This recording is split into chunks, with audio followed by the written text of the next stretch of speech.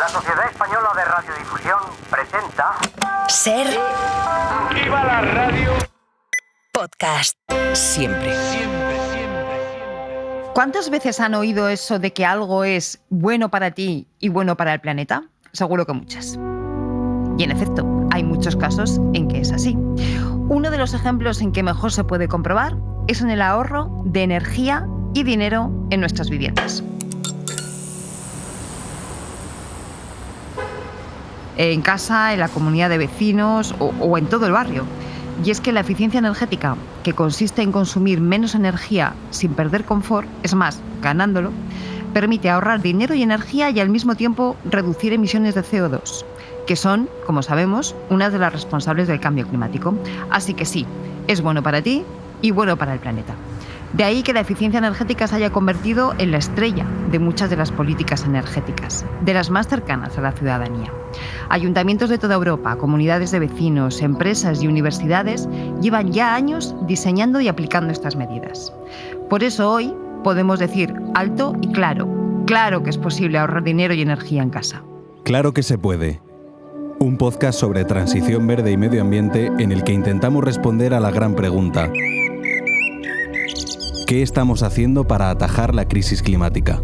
Nos lo van a contar tres personas expertas que llevan años de investigación, estudio y trabajo para hacerlo posible. Yo pagaba 300 euros de calefacción y desde que se ha hecho la obra, el recibo más grande que he pagado cuando la Filomena, 58. La rehabilitación al final es ponerle un abrigo a los edificios que permitan que no salga ni el frío ni el calor cuando no nos interese que ocurra eso. No hay muchos casos como el del barrio de Orcasitas, donde es un vecino que se alza con el liderazgo del barrio y que transforma un problema en una oportunidad, y no es que rehabilite el barrio, es que lo renueva. El cambio que está dando el barrio es absolutamente radical. Hemos convertido con las obras edificios de energía casi nula. O sea, nosotros creábamos en los colegios equipos energéticos formados por estudiantes, profesorado, personal de administración y servicios, y entonces se iban tomando decisiones sobre cómo ahorrar energía y agua. Yo he impulsado la rehabilitación de mi comunidad de vecinos, 25 vecinos, nos queremos mucho más, nos hablamos mucho más en el ascensor porque estamos todos juntos en ese proyecto. Presentado por Cristina Monge.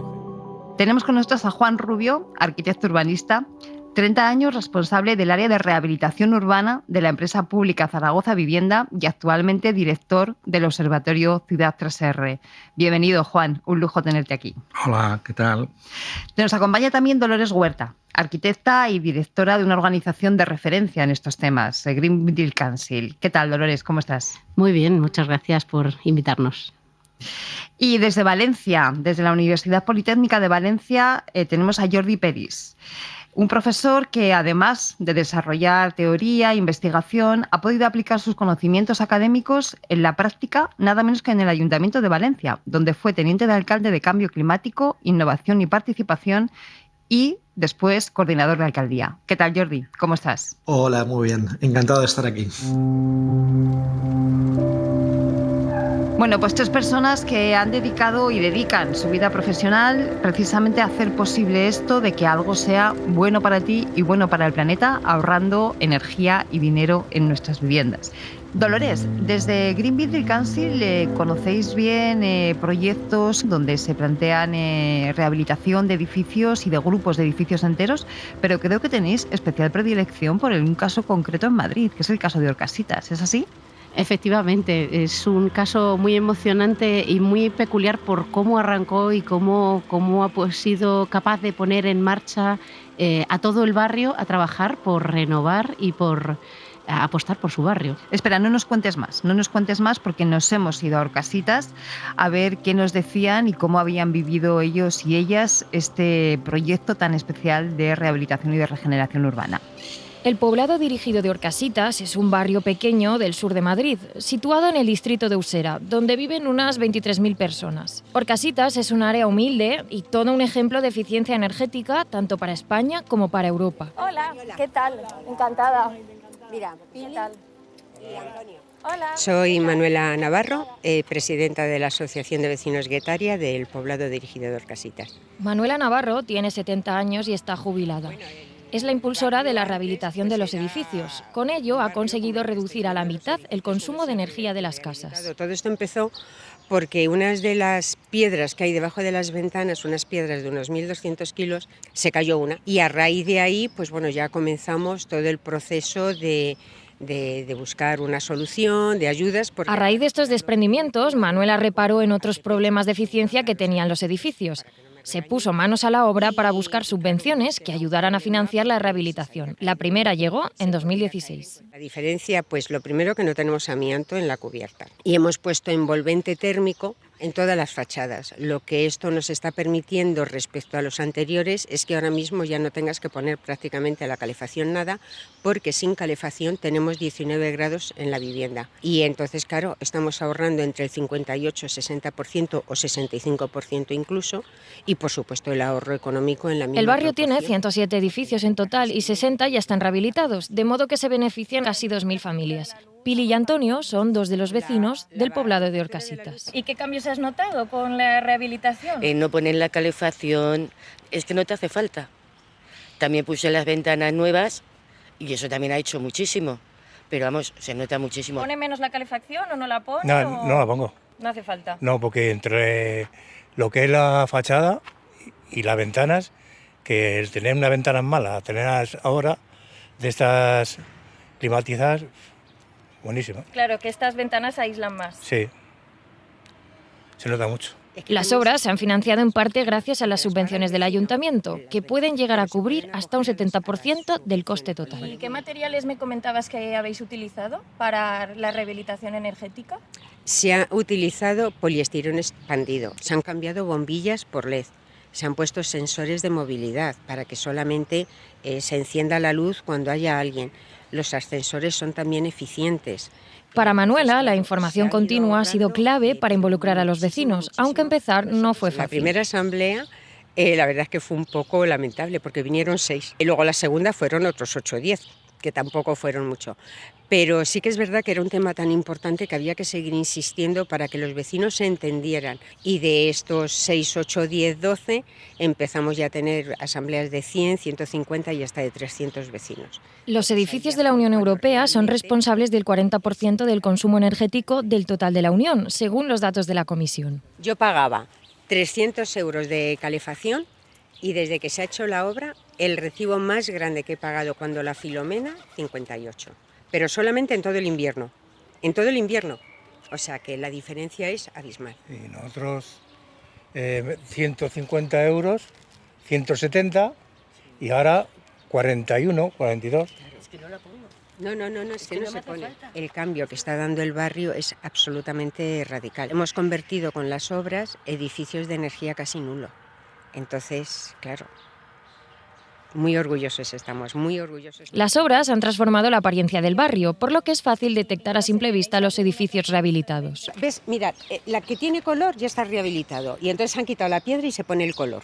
¿Ves? Mira, aquí lo ves claramente. Todas estas están rehabilitadas. Ese va a ser malva y este en verde, porque va todo por línea. Y el material aislante también está en... El material aislante lo vas a... Mira, ¿ves la diferencia entre el bloque antiguo y el nuevo? ¿Ves ese ancho que tiene ahí? Ese es el aislante que se pone, 12 centímetros. La rehabilitación urbanística y energética de Orcasitas es un referente para la Comisión Europea. Algunos delegados hasta visitaron el barrio. A ver, aquí un montón de personas de la Comisión Europea viendo el barrio, valorando el trabajo, valorando y agradeciendo a los vecinos el esfuerzo que ellos mismos estaban haciendo. La verdad es que fue muy emocionante. La adaptación al cambio climático del poblado de Orcasitas continúa. Ahora mismo lo que tenemos en marcha, que esperemos que ya para final de año esté, es una comunidad energética local, con el fin de que poner placas solares, que toda la energía que generen se pueda repartir entre los vecinos del barrio. Para aquellos que sean vulnerables y no puedan pagar la luz, por ejemplo, o algo, pues en un momento dado, si yo genero más de lo que consumo, pues ese consumo, lo que me sobra, no venderlo a las eléctricas, sino todo lo contrario, que lo aproveche cualquier vecino del barrio, familia que lo necesite. El objetivo de esta futura comunidad energética es que el poblado de Orcasitas se convierta en el primer barrio de autoconsumo compartido de energía solar de Madrid.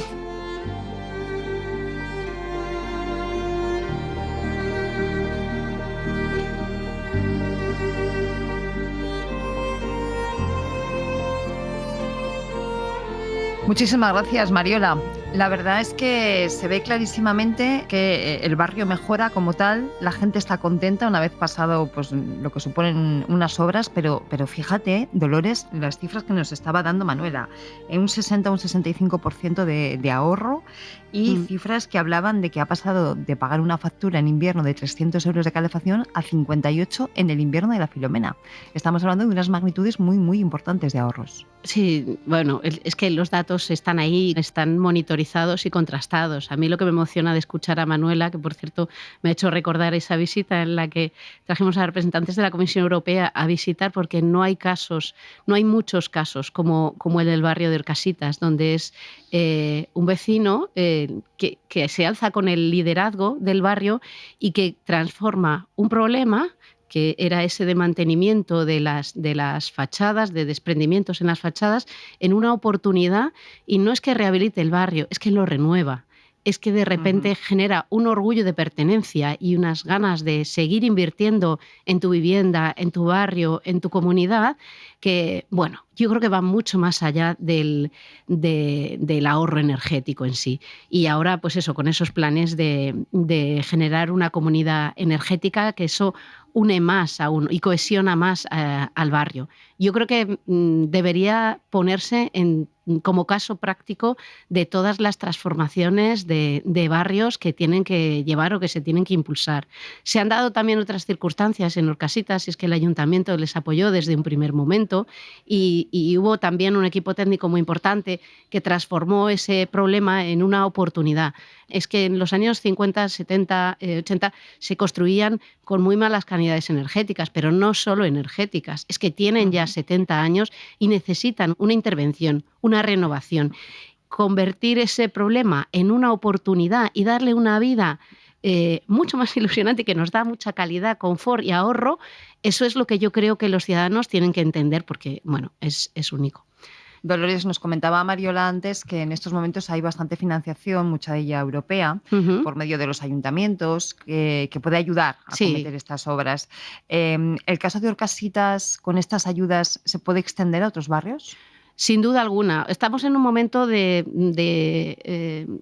boom de las subvenciones a esta actividad de la renovación energética o de la renovación de edificios, porque coincide mucho con todas las políticas que se están impulsando tanto desde España como desde la Unión Europea, como desde España o incluso cualquier comunidad autónoma, ayuntamiento, lo está impulsando mucho.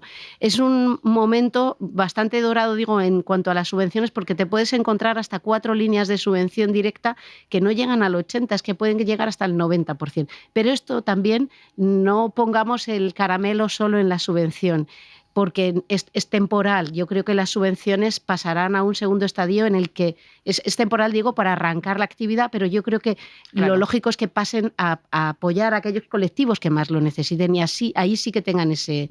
Aún así, yo he impulsado la rehabilitación de mi comunidad de vecinos, mucho más modesta, 25 vecinos, y están todos encantadísimos. Nunca he conseguido, o sea, esa cohesión de barrio, ese espíritu de estar unidos en un proyecto que nos ilusiona a todos. Bueno, no ha sido en el barrio entero, pero en una comunidad de vecinos ahora nos queremos mucho más, nos hablamos mucho más en el ascensor, porque estamos todos juntos en ese proyecto, ¿no? Ilusionante. ¿Y qué habéis hecho? Cuéntanos.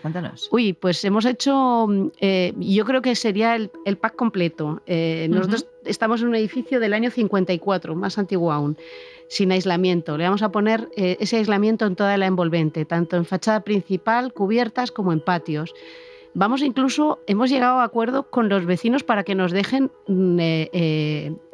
aislar las medianeras, que es un problema, pues en Madrid, como todos son adosados, pues tienes medianeras que estás volando casi en casa del vecino, pues hemos llegado a acuerdos con los vecinos para que nos dejen aislar también las medianeras.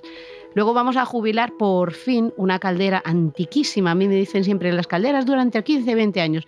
Esta yo creo que tiene más de 40 años.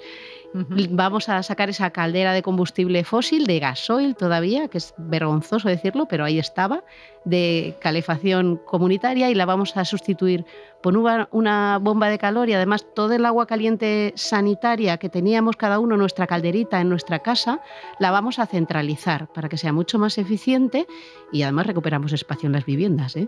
Y por último, vamos a poner todas las placas o las placas óptimas que nos han diseñado y que nos dejan también por superficie en cubierta para apoyar ese autoconsumo, digamos, de nuestra comunidad. Así que yo creo que es un completo. Juan, sabemos que tú personalmente y el Observatorio Ciudad 3R que diriges tenéis predilección por la rehabilitación no solamente de viviendas, ni siquiera de edificios, sino más allá.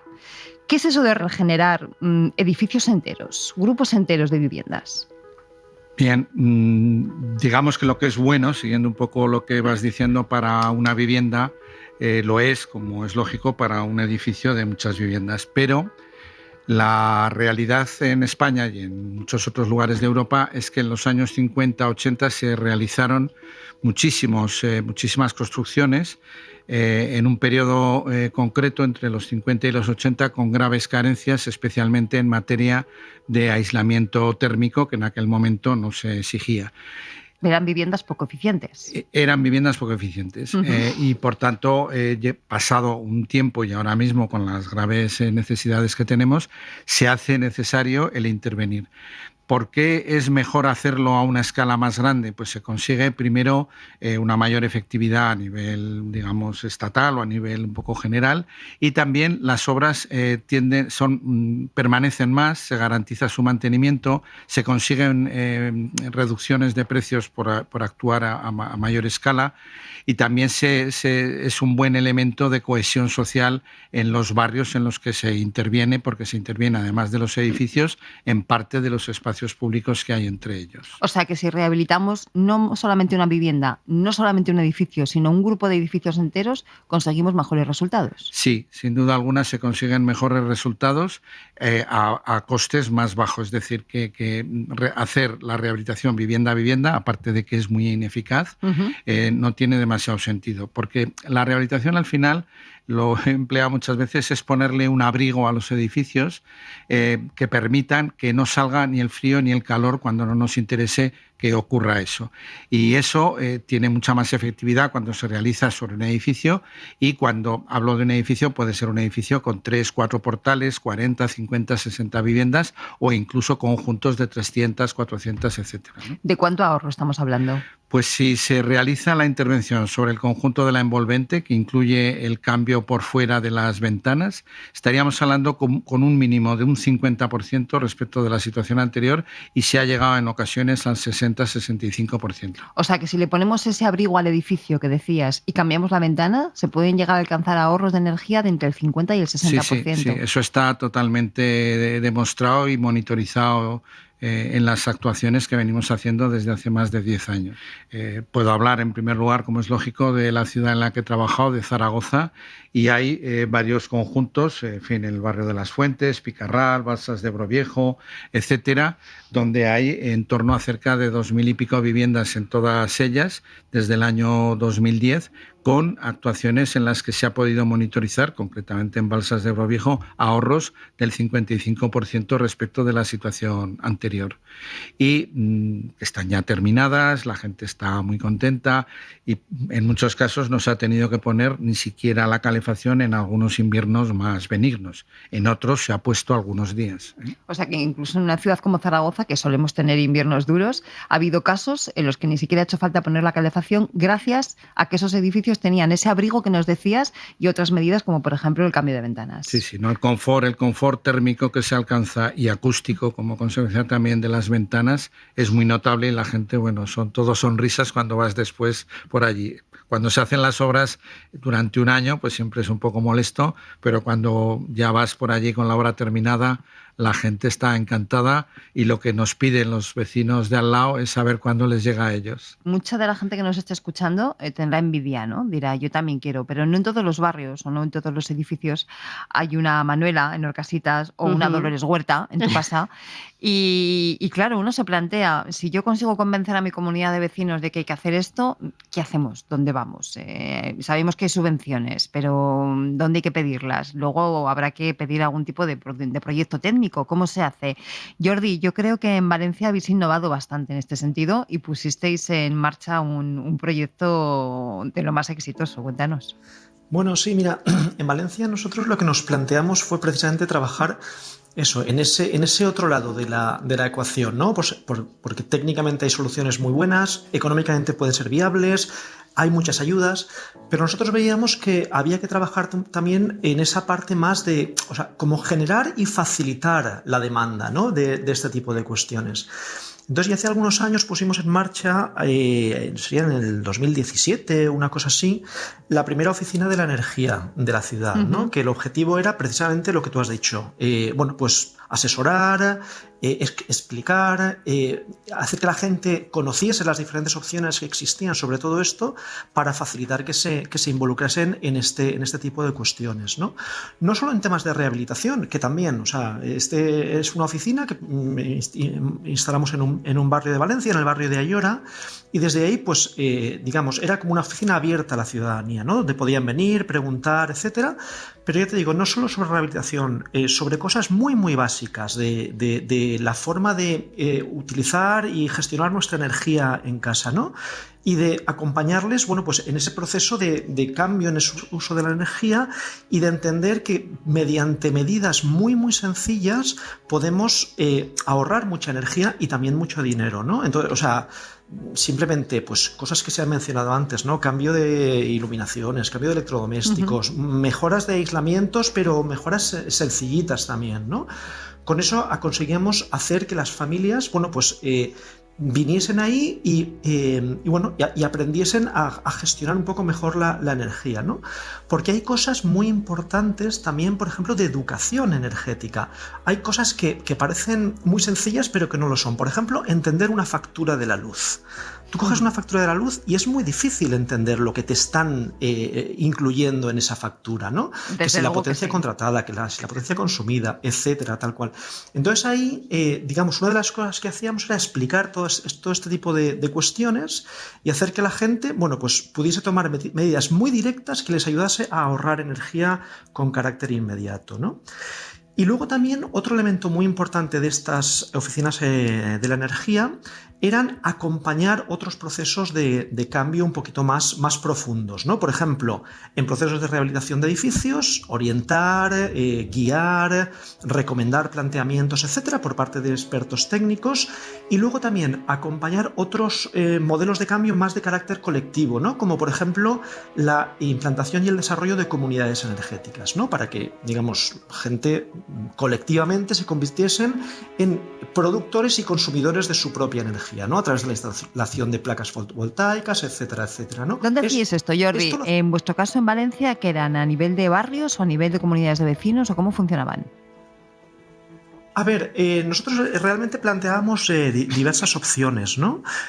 Por ejemplo, un modelo de comunidad energética era aquel en el que utilizábamos algún techo de algún edificio público, por ejemplo, de un edificio del ayuntamiento que tiene diversos tipos de oficinas. Entonces, ahí instalábamos placas solares fotovoltaicas y entonces el excedente de la producción se compartía a través de una cooperativa de consumidores.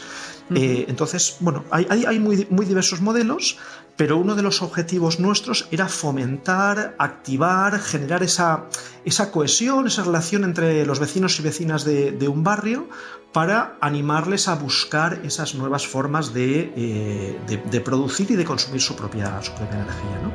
Las comunidades energéticas son grupos de personas que se unen para producir, consumir y gestionar su propia energía. Con ellas, los consumidores reducen su dependencia de las compañías eléctricas, contribuyen al cuidado del medio ambiente, ya que la energía proviene de fuentes renovables, y además ahorran en la factura de la luz. Jordi, muchas veces hemos dicho que también en los edificios públicos se pueden hacer cosas, ¿no? Y hay algunos de esos edificios públicos que además, por su propia naturaleza, tienen que ser buen ejemplo. Por ejemplo, los colegios. En Valencia hicisteis, o estáis haciendo todavía, proyectos pioneros con los colegios. Sí, ahí implantamos una iniciativa que es muy interesante, que aprendimos de nuestra interacción con otras ciudades, que es el proyecto 50-50, que es un proyecto que a mí personalmente me encanta porque tiene esa componente que tú dices de ser un proyecto educativo, ¿no? Porque de alguna manera lo que hace es empoderar a la comunidad educativa del colegio a tomar decisiones que son muy relevantes sobre el uso de la energía, ¿no? Con el ánimo de desarrollar esa cultura energética, ¿no? En la que nosotros pues, no nos vemos como meramente consumidores de energía, sino que tenemos capacidad de actuación, ¿no? Entonces el proyecto 50-50 funcionaba de la siguiente manera. O sea, nosotros creábamos en los colegios equipos energéticos formados por estudiantes, profesorado, personal de administración y servicios, etcétera, etcétera. Y entonces se iban tomando decisiones sobre cómo ahorrar energía y agua. Algunas eran muy, muy sencillas, Algunas eran muy, muy sencillas, como por ejemplo controlar el encendido y apagado de las luces. O sea, al comienzo siempre planteamientos muy de ir de lo fácil a lo más complicado, ¿no? Y entonces, con los ahorros que se producían cada año en los gastos energéticos, eso se gastaba al año siguiente de la siguiente manera.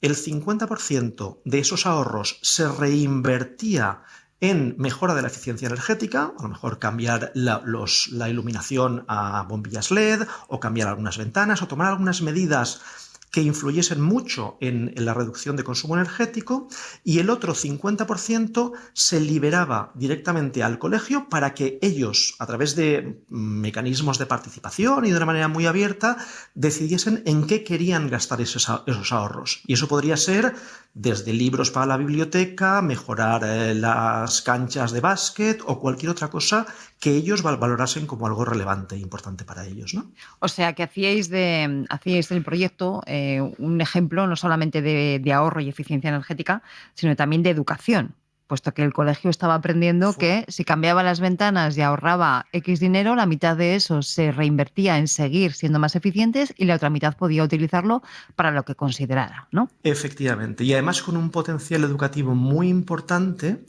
ya no solo de los niños y las niñas o de la comunidad académica, sino también de las familias. Porque eso que los niños y las niñas hacían en el colegio luego se trasladaba a las casas. Entonces generaba ese efecto como de sensibilización y eso, de desarrollo de una cultura energética diferente, ¿no? Oye, ¿qué os decían las familias? Pues en general ha sido, porque sigue funcionando esta experiencia. Las familias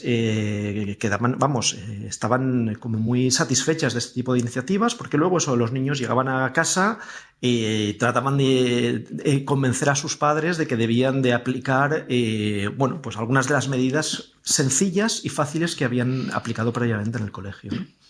O sea que si nuestros pequeños fueron los que nos obligaron a tener los diferentes cubos en la galería para reciclar el papel, la orgánica y el plástico de forma separada, ahora son también los que nos animan a cambiar ventanas, a poner envolventes en los edificios, a cambiar las bombillas normales por LED y todo lo demás, ¿no? Realmente la fuerza que tienen los pequeños y los jóvenes es tremenda. ¿Cómo ahorrar energía y dinero en casa? Josep Buñés, que es arquitecto especializado en sostenibilidad. Y os comento algunos trucos para poder mejorar el confort dentro de nuestras viviendas. En verano, lo más interesante es ventilar bien durante la noche para permitir que la vivienda se refresque y cerrar las ventanas cuando empieza a hacer calor para evitar que el calor de fuera entre para adentro. Si tenemos calor al interior, no tenemos que abrir las ventanas cuando al exterior hace más calor para que corra el aire, sino que tenemos que utilizar más bien algún ventilador que nos remueva el aire. También es muy importante tener persianas en todas las ventanas para que durante el día no nos entre nada de sol, que el sol nos calienta el espacio interior. Y en invierno es un poco lo contrario, intentaremos que las persianas estén todas abiertas y cortinas a poder ser despejadas para que las ventanas que nos entre el sol. Si tenemos que hacer alguna reforma, lo más interesante normalmente es aislar el tejado, porque por el tejado es por donde nos entra más calor durante el verano y también por donde se nos escapa el calor durante el invierno. Pequeños cambios de hábitos que ayudan a reducir el consumo de tu hogar. Estoy convencida que mucha gente que escuche este podcast va a querer apuntarse a esto de la rehabilitación y de la eficiencia energética. Si tuvierais que darle un solo consejo, decir, ¿cuál es el siguiente paso? ¿Cómo puedo empezar yo a hacer esto, Juan? ¿Qué le dirías? Primero, que tenga muy claro que es perfectamente posible porque ya se está haciendo en muchísimos lugares de España y a escalas muy grandes, ¿no? Pues en ese barrio, como en otros muchos que hay en muchas otras ciudades, en concreto el coste de las obras que estamos indicando de actuar sobre toda la envolvente tiene un coste total de 28.000 euros por vivienda. Los fondos europeos dan a cada vivienda 14.500. No es, apenas es un 50 y tantos %. La desgravación fiscal son 8.100. Resultado, el coste final al propietario es de 5.400 euros. Oyendo lo que comentaba antes Manuela, etcétera, esto se amortiza en 10-12 años, además de la mejora en confort térmico y acústico. Es decir, y siguiendo un poco la pregunta que me hacías, en estos momentos prácticamente en todas las ciudades españolas, en los ayuntamientos, hay alguna oficina, en los más grandes hay sociedades públicas dedicadas a estos temas que tienen información muy accesible para saber las ayudas en la comunidad autónoma, que son las de los planes estatales o las de los fondos europeos. Y recientemente hay una red que se llama de oficinas de apoyo a la rehabilitación, de 30 y tantas, que están vinculadas a los colegios de arquitectos. Allí se puede ir de manera gratuita a recibir asesoramiento sobre esta materia. Dolores, ¿y tú que has tenido la experiencia de convencer a tu comunidad de vecinos? ¿Qué tenía que hacer alguien que nos esté escuchando ahora y que diga, en la próxima reunión de la comunidad lo voy a plantear? Pues precisamente eso, plantearlo. Yo creo que el primer paso es informarse. Juan lo ha dicho, hay muchas oficinas ahora mismo de apoyo y de información sobre cómo llevar a cabo una renovación de su edificio y ahí pueden tener mucha primera información. Lo segundo es plantearlo y buscar aliados en las comunidades de vecinos. Todo el mundo le tenemos pánico a esas reuniones que se parecen más aquí no hay quien viva que aquí sí hay quien viva. Pero en el fondo no dan miedo. O sea, hay que buscar aliados y empezar a plantear. Es un camino de no de corto recorrido, aunque es verdad que la oportunidad ahora de este momento brillante de subvenciones es ahora, pero sí de un recorrido a medio y largo plazo en el que se aprende mucho y en el que se mejora. El ahorro es muy importante, ¿vale? Pero lo que más se mejora es la calidad de vida. A mí me encanta que a todo lo que se hace en una vivienda parece que le pedimos un retorno. Pero es mentira, cambiamos la cocina porque nos apetece, cambiamos de coche porque bueno, a lo mejor está viejo, pero a una renovación energética le pedimos un retorno. Lo tiene, que lo tiene, pero de verdad el mayor beneficio es que vamos a vivir mucho mejor. Y ya te digo, dar el primer paso, que es el más difícil, hablar con tus vecinos, hablar, escucharles y ponerte en su lugar. Ha sido un Dolores, proceso. Sí. En Zaragoza sirvió de mucho el ejemplo, es decir, hubo un autobús de vecinos de Tudela que vinieron aquí a ver las actuaciones y meses después ponían en marcha una rehabilitación en el barrio Lourdes Renove de 400 viviendas. Y aquí el enseñar ejemplos, y bueno, estoy seguro que tú también en tus reuniones has podido hacer, quiero decir que la enseñanza de los ejemplos ya realizados y las opiniones, no tanto de los técnicos como de los propios vecinos, en nuestro caso nos ha ayudado muchísimo y en otros barrios que he visitado en toda España también. Predicar con el ejemplo. Jordi, tú aunas el conocimiento técnico-científico de la universidad con la parte más de experiencia práctica en un ayuntamiento. Para acabar de impulsar todo este movimiento que se está generando, ¿qué crees que los ayuntamientos tienen que hacer en estos momentos? Mira, pues yo me quedaría casi con lo que acaba de plantear Juan, esa idea de demostrar en la práctica que las cosas se pueden cambiar, que pueden mejorar y que eso reporta muchísimos beneficios a todos los niveles, ¿no? O sea, no solo en ahorro, como decía Dolores, sino también en confort y en mejor calidad de vida para la gente, ¿no?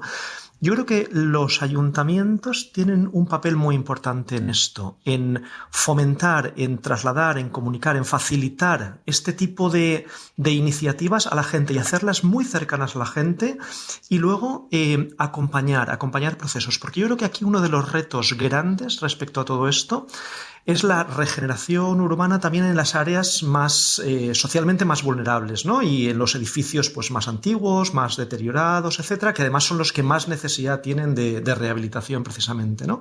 Entonces, creo que desde los ayuntamientos se puede tener un papel muy importante en acompañar, dinamizar, facilitar, porque luego al final todo el tema de las ayudas está muy bien, pero incorpora una gestión muy, muy compleja, ¿no?, de todo esto, ¿no? Y la gente siempre es, hasta cierto punto un poco reacia a meterse en estos líos de una obra, una subvención, tal cual, ¿no? Yo creo que desde los ayuntamientos se puede apoyar mucho en ese otro sentido que decía yo, ¿no? O sea, de acompañar desde el lado de los vecinos y las vecinas, ¿no? Facilitando, informando, haciendo ver que esto es posible y que hay casos en la práctica donde se han hecho y que todo esto se puede replicar y ampliar de manera masiva, ¿no? Y que eso es absolutamente clave hoy para el futuro de nuestras ciudades. Claro que se puede es una producción de Ser Podcast presentada por Cristina Monge. Bueno, pues nos quedamos con 3 mensajes clave. Primero, ir a la comunidad de vecinos y plantearlo, quitarnos el miedo, porque efectivamente hay ejemplos que se pueden contar donde se demuestra que sí, que es posible y que es positivo.